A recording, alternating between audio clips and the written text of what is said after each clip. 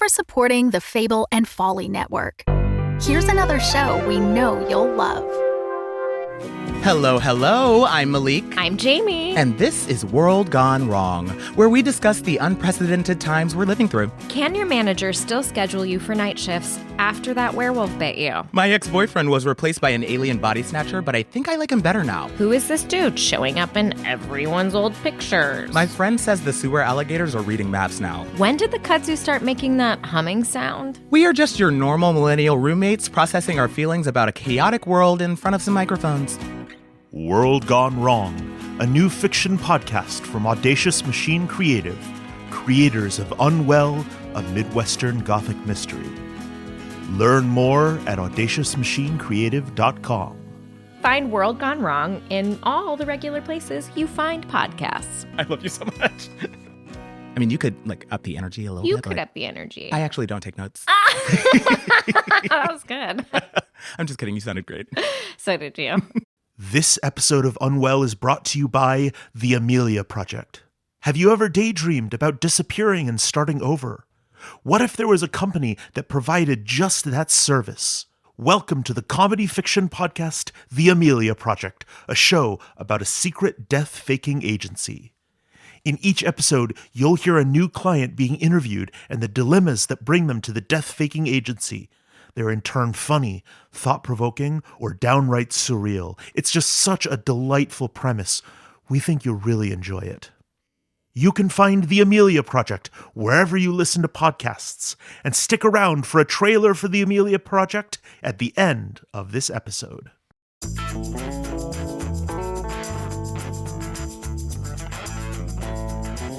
Hello and welcome to this behind-the-scenes morsel, where today we're going to be talking to acclaimed audio drama director Jeffrey Nils Gardner. Jeffrey wears a lot of other hats in the audio drama world: audio artist, engineer, executive producer, occasional actor, but it's their director hat we're concerned with today. This interview is, if we're doing it right, going to be a joint production between Procyon Podcast Network and Unwell, and kind of a piece of bonus content for both. To facilitate, we have Andrea, who is a co-founder of Procyon Podcast Network, writer-creator of the rom-com audio drama Me and AU, and co-writer and co-creator of the conspiracy thriller audio drama Station to Station. Hey! Hey, Andrea. Jeffrey has directed, among other things, a lot of Unwell, and also several episodes of Starship Iris. Hi, Jeffrey. Hello. And I'm Jess. I'm one of the writers for Unwell, and I created and write Starship Iris. It is so lovely to be here with you both today. You as well. You too, Jess. Always a treat. And I'm very excited to meet you, Jeffrey. Yeah, so good to meet you. Mm-hmm. So I want to start us off with what I think is maybe the most basic, but probably the biggest question here, because I think director is one of those jobs that can have very different conceptions from medium to medium. So in really broad strokes, what does an audio drama director do? Well, the good news is I think it actually can have really different conceptions, honestly, project to project. I would say that at its most narrow and basic, a audio fiction director is the person who is in the recording studio to listen to the actors and give them feedback on their performances. Now, that obviously is an incredibly limited way to look at the role. And so I guess what I would say for myself, the way I like to work as a director is somewhere between a director and kind of a showrunner executive producer. As the director, I see it as my job to be the person who touches every piece of the process and kind of keeps an eye on everything from an artistic sense.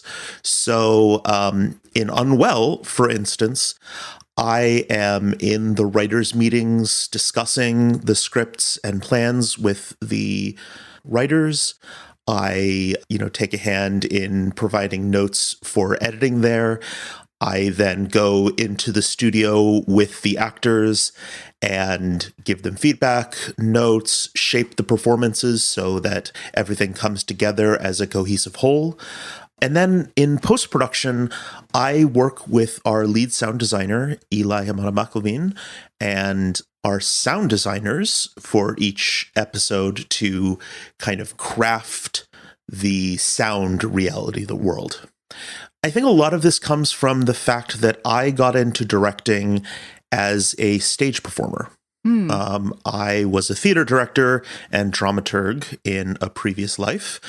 I think in the theater, the director tends to be the person who is kind of steering the ship from all angles in a production, in a way that sometimes is not as true in television or I think in film. So I like to have just a little bit of a hand on every piece of the production. What was your path from stage into audio storytelling like? What about the medium intrigued you initially? That's a great question. So the short joke answer I like to give is that I live in Chicago, and I was producing a play somewhere around 2008, 2009. And we were going up in this little theater, and it was so cold, and there was a blizzard, and people were coming in and, stomping their boots off and finding their seats. And I was just feeling guilty that I'd made these people come out in this awful weather. And, I turned to the camera and surely there must be a better way. And it's not quite that. But that's a part of it. I had some stories that I wanted to tell that were a little bit bigger than I could afford to do on stage at that moment. And I was excited about reaching broader audiences and making art that was not ephemeral in the way theater is. You put up a show and then it's gone, and it's nice to be on to the next thing, but also it's nice to have a thing that you create that exists for longer outside of people's memories. And it's nice to not be worried each time you put up a show, are the people going to show up on this specific day at the specific time to see it? It's great to be able to make a thing and say, hey, listen to it now if you're ready for it, or listen to it in 3 years. It'll still be there and it'll still be, the same level of good. Starship Iris is famously, I think, for anybody who's listening to this from our end, recorded in front of a lot of different computers in a lot of different parts of the world. How does that compare to the shows you've done with Heartlife NFP, like Unwell and Our Fair City? Are those mostly remote or mostly sort of in studio with you? Yeah, so for both Our Fair City and Unwell, we record almost entirely in studio. Wow. It's really wonderful. We're so lucky in Chicago to have this amazing wealth of really talented performers. There's such a strong theater and improvisation and comedy and, television and film scene here. So we're really spoiled to have just these amazing resources of local actors. And so whenever possible, obviously, there have been some circumstances over the last few years that have made that hard. But we like to get as many people in the room together as possible. And that was especially important for us in the beginning of Unwell, because we really, it's a really strong ensemble show. And we really wanted to give the actors a chance to learn and get to know each other's rhythms and pacings and how their characters functioned. And honestly, it's at a point now where for our last season, we were able to record a good chunk of people together, but there were some people who, because they were sick or, not comfortable with being in a studio with other people, we had to record separately. And the neat thing about doing serial art like this, where you're working with the same people year after year after year on the same characters, the writers have created these characters who have such strong voices, and the actors all know exactly how their scene partners will deliver lines. And that's not to say that they don't sometimes surprise us, but they all understand what these characters sound like and how they interact and how they're going to react to certain things. And that makes my job much easier, because I think in a situation where you are not recording things synchronously or together, it becomes the director's job to like read the script and hold in your head at all times what you want each character to sound like, and what you're hoping they will do, and then also what each performer who has already recorded, what they have done, and kind of holding those against each other and saying, okay, I know I have a, this kind of take of this line, and also an alternate take where they bring this other energy to it. And so now I need to make sure I'm crafting something with this next actor that fits with, both of those. Yeah, no, it becomes a very different job then. And speaking from personal experience, I think it can turn into sort of a bummer situation sometimes when somebody sends you something that's really surprising and interesting, and you're like, this won't match anything. Yeah, I have, I don't know if I've ever gotten something that's like, this is just impossible. That's part of why I always, even if I'm sure I won't use it, I always like to contract in,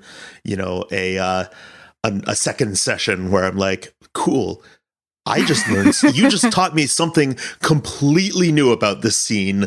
Let's revisit it and see what we can build, because it's such a shame to lose that amazing insight that each of your actors will bring. And that's one of the great things about doing it all simultaneously and to a lesser extent in person together, because each of the actors can react to that in real time, and you can. So how did you find coming into Starship Iris, where I think, correct me if I'm wrong, that this isn't still the process, Jess, where you have everybody in a room, but the room is essentially a Zoom room? Yes. Yeah. I've been directing a lot of things or working on a lot of things that are kind of set up that way these days. And we're all getting so much better at being on Zoom. And I think I have certainly learned a lot through the last couple of years about how to interface with actors and, get good performances in those situations.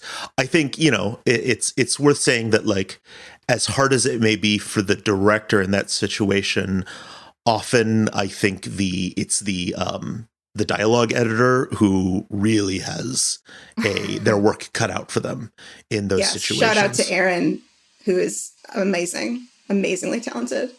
Well, and even my process as a dialogue editing and Unwell is part of my process as the director. I think that, like, because I'm also a sound designer and editor, I do a lot of my directing in the dialogue edit. As funny as that sounds, it is even when we were recording everyone simultaneously, I will often go in and make big timing changes and shift things around, or millions of small timing changes.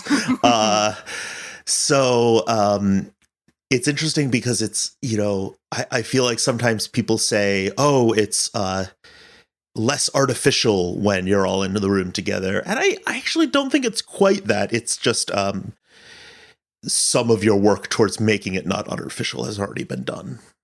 Sort of on the subject of, I don't know if artificiality is the right word, but did you find when you sort of started moving from stage direction, where you've got people who are very much moving in 3D space, to this voice acting, which is purely kind of trying to do just a lot of things through inflection, did you find it changed the way you had to direct it all? Actually, I think maybe part of my process has been bringing back in more of the things that I do when I'm stage directing. I actually spend a lot of time giving actors blocking notes that they will never execute, and they will never, I don't want it to change how they, I am, for the most part, depending on an actor's process, perfectly content for my actors to stay completely stationary in front of a mic the whole time. But I will still give them a lot of, like, okay, at this point you're lying down. Okay, with this line, I want you to cross the room to talk to them. And I find maybe it's because a lot of the actors that I tend to work with have theater training, that they respond really strongly to that. And it's often a better way of crafting the performance in terms of like getting that energy. I think one of the big differences in moving from stage to headphone, let's call it that, is just the structure of making. You know, for a stage play, you have 3 to 6 weeks, if you're very lucky, of rehearsal. And then your cast is going to go and like do the show for 6 to 12 weeks. And, you know, get it to as good of a place as you can by the end of that rehearsal. But like often, like, the show evolves and grows so much over the performance period. And so you are trying to not only set up your cast to like be in a place where they can leap off and start like that organic growth process, but also like as a director, you're like, okay, these are the things I think are important. And so I'm going to have to like work with my cast to get all of that ingrained so that sticks around. Whereas in audio fiction, they only have to do it once, and we only have to get the thing once. And even if they get, you know, if they nail one line in one take and one line in another take, or one word of that line in one take and the rest of the line in another take, like, I can work with that. And so it leads, I think, to a process of learning, okay, how much rehearsal does this actor want? How much prep do we need to give them? And then going and just like capturing a bunch of stuff and giving yourself, as the director, kind of that beautiful palette of colors to paint with in post. Yeah, so, you know, with Unwell, we will generally, you know, we'll do just a completely cold read at the beginning of a recording session, just hear it out loud, and then usually one more read after a pretty comprehensive round of notes with a little bit of feedback sprinkled in the second one. And then we just hit the studio, you know, and depending on the actors and depending on which writer wrote it, that part will go faster or slower, and we'll, you know, sometimes discover things or sometimes craft a perfectly set diamond. What was the process like for Iris? So for Iris, you know, because we were all remote, there ended up being a thing where we kind of just recorded all of it. We started again with a pretty cold read, going through a chunk, giving some notes, and then doing usually 2 takes after that. Part of the thing with the season of Iris that I directed, or the pieces of the season that I directed, is that we broke it up way more into just little French scenes rather than recording a full episode at one time, which is something that is a lot easier to do when you are not bringing people into a studio. You know, when you're bringing people into a studio, you want to get a full session in, whereas in a situation like this, you can be like, okay, at this point we are going to, you know, take a half an hour and record just this scene. So that was a very different process. It's also, you know, they are, I feel like, because I am not producing or crafting that show from a larger angle, I am way more listening to the actors there and figuring out how to best support their choices. You know, these people have all spent a lot of time with the characters, and notably way more time with the characters than I have. And so it would be silly for me to pretend that I understand anything about the characters' motivations or what they're doing better than they do. However, I am able to be an outside ear and say, okay, I think what I'm hearing is you're going for this in that moment. Have you considered, you know, bolstering it by thinking about this? Or, you know, I hear the joke that you're making there, but I think it could be supported better if you know, give yourself a little more space there. Things like that. Mm-hmm.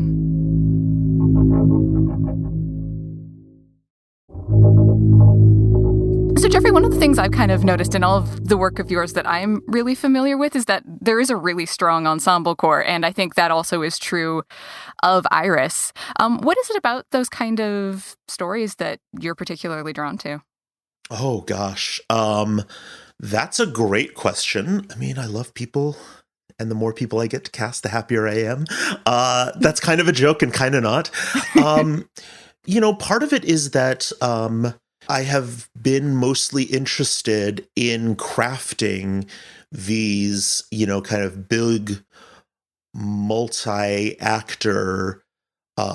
fully realized movements, sets, etc. worlds. Like, that's just like the work that I have gotten involved with mostly. And I think the ensemble cast is a great way to do that. The producer and person who has to maintain the budget and do the scheduling, half of me is like, Jeffrey, why can't you just do a single narrator piece? Like, come on. And so, maybe I'll do one of those very soon, just so I could get to nap occasionally. No. I think I do also. I love listening to single narrator pieces. A lot of my favorite shows are like that. So I don't think it has been so much a conscious choice to go towards the ensemble nature. It's just that the stories that I have been excited about telling have been much more suited to that kind of structure. I have a question for Jess for kind of the Iris side of things. I think it's still somewhat uncommon in the more DIY side of the podcasting space to have somebody direct the work who did not write it because money is hard. Yes. But what made you decide fairly early on that you wanted to have somebody else in there doing that part of it? Yeah. So I directed the first, 4 episodes of Starship Iris. And what I found was that I was bad at it. I came in thinking, oh, this will be simple. I wrote the scripts, I understand them. And I realized when I got into the Zoom room with the actors that all that I understood was already on the page. And there was no additional guidance I could give them. And they would try a performance. So when I write scripts, I read everything out loud. Very literally, I do a little one-person table read. And so they would make choices that were not how I had read it. And I would be like, maybe that's better. I don't know. I don't know if I should get a take the way that I expected it to go or not. I felt so silly because they wanted guidance. And I was like, wow, this is really hard. And also there are people who are good at it, who like to do it, and they should be doing this job. Directing is one of those funny art forms where because as a director, your artistic medium, by which I mean in the same way that a painter has paints and brushes, your medium is other people. And so it can feel like a thing that anyone can do because anyone can, talk to people and tell them to do things. That being said, I think it is a highly specialized skill set to be good at directing. And it's one of the few things where I am mostly on the side of course, get rid of gatekeepers and things like that. But mostly of if you want to paint a painting, you should paint a painting.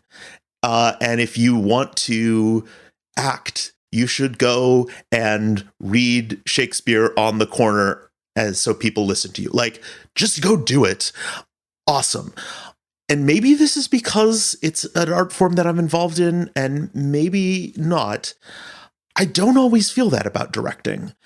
And I think it's because as a director, someone is putting an enormous amount of trust in you and investing a lot of power in you. And I really think that because your medium is other people, it is a position where you can do a lot of harm. intentionally or not. It is a place where you can hurt, offend, emotionally damage, in a lot of cases, put people in physical danger if you are not thinking very, very deliberately about what you are doing. And so, like, do I think that anyone who is interested should pursue directing? Yes, absolutely. Do I think anyone who wants to should direct right now? I'm a little less comfortable saying that, because it's a bit like being a teacher in some ways, or a coach. If someone was learning to weightlift, you wouldn't say, "Oh, you love weightlifting, so you should teach them." Like, no, that's a horrible idea. Someone is going to get really hurt. And, I think in a similar way, like, yeah, it is an art form that should always be done incredibly deliberately and with an awareness of the power and effect that you can have on another person. For people who are interested in sort of exploring that avenue more, do you have any sort of suggestions about how to start shifting your thinking to consider some of these things that you've brought up? Gosh, that's a great question. Yeah, therapy. No, I mean, legit. Yeah, like figure your own stuff out and be in the process of being able to really actively empathize with the people you're interacting with and the people you're working with. And I think practicing the practice of caring and holding people carefully into all parts of your life, like it's a really good start and a really good place to kind of practice it. And as a bonus, it'll just make you a nicer person to be around. But I think doing that, I think directing is one of those funny things in that, like, especially once you've gotten rolling a little bit as a director, you very infrequently get a chance to be inside of someone else's process. It's part of why I love and try to maintain an outside life from my directing as a sound designer, because then I get to kind of listen in on how other people direct and watch their process and learn from it. But I think, places where you can find someone who you trust and think is doing good work, and sitting in on recording and listening to how they work and stealing things that work and learning from things that don't work is great. And the good news is that you can do that in a lot of ways. You can be an actor, although when you're doing that, you're very focused on doing something else, so that can be harder. You can just asking to shadow or saying, "Hey, do you need a script supervisor?" or any other number of kind of roles that you would need to be in the room for, I think is a really good way to kind of watch other people and see how they handle those problems. But I do think that, like, one of the things that makes you a good director is just being able to get people to listen to you while you're being kind.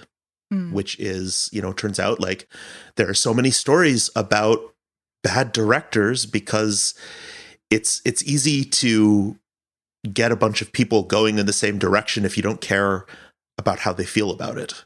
And that might make a good movie, but it's not a great way to live your life for anyone in that situation. So, yeah.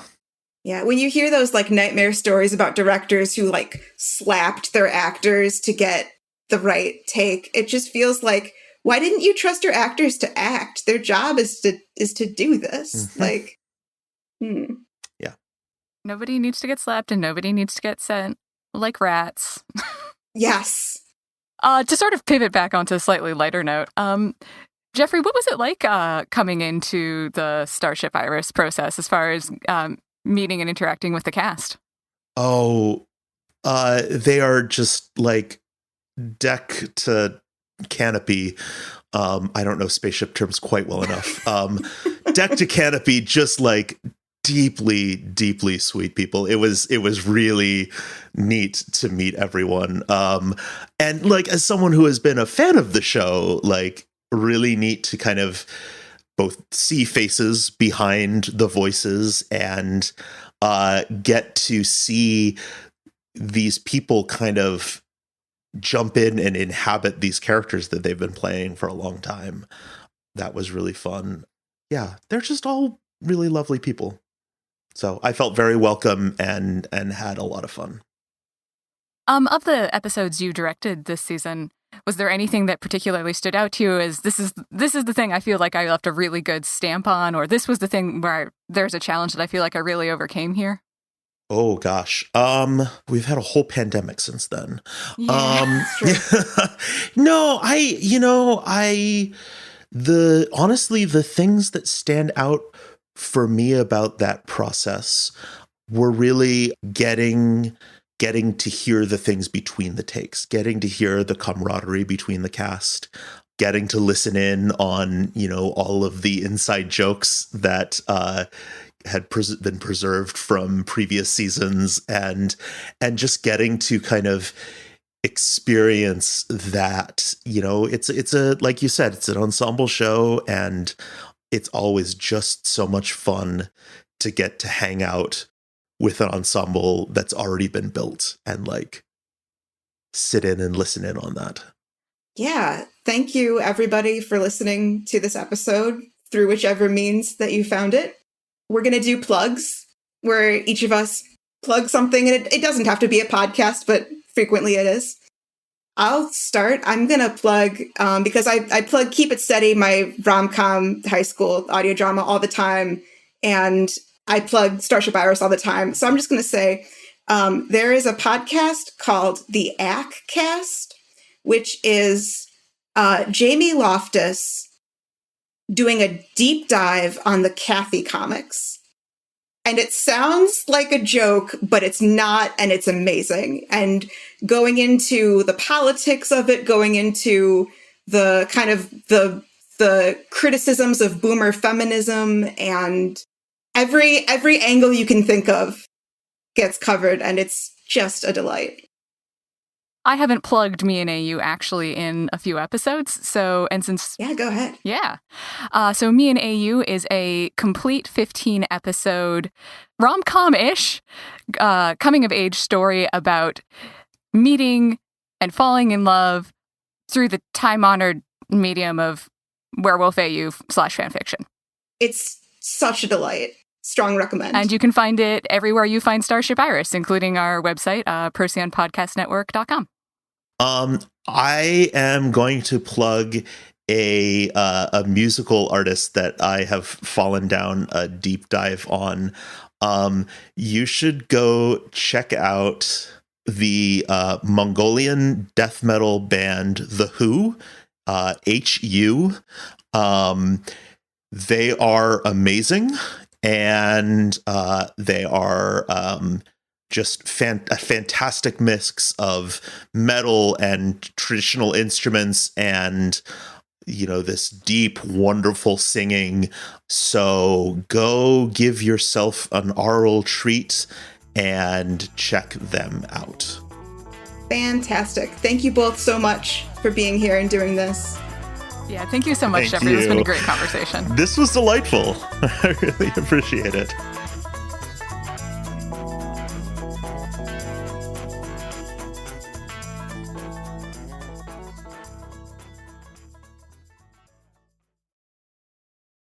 The Fable and Folly Network, where fiction producers flourish.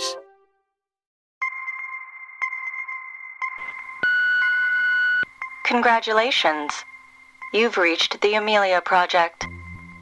A new life awaits. If you're not serious about this, hang up. If you continue, there's no way back. Leave your message after the beep. Enter the offices of the Amelia Project and be ready for surprises, twists and turns. Follow the Amelia team as they help their clients fake their deaths and come back with new identities. Each episode is different. Each client coming to the death-faking agency has a unique story to tell. If death and disappearances, comedy and crime, mystery and magic sounds like your cup of cocoa, The Amelia Project is the podcast for you.